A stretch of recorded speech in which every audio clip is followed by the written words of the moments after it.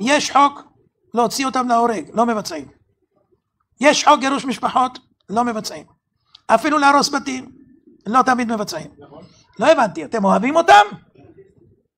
לא הבנתי, תשמעו מה התורה אומרת, יהודי מצווה לרדוף אחרי יהודי שרצח בשגגה, לא במזיד.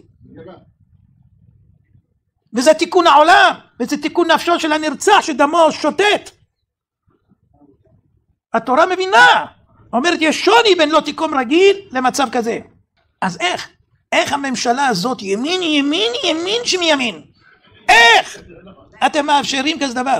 עוד לא התחילו במשפט איתם, שנה הם אוכלים, מעריכים את חייהם. עכשיו תקשיבו, כשרואים מחבלים כאלה, כן, כמו בפיגוע היום, צריך להוריד אותם. אם אתה לא מוריד אותם, יהיה להם עוד משא ומתן, לחטוף עוד בשביל לשחרר אותם. אז מה מועיל כל המאסר?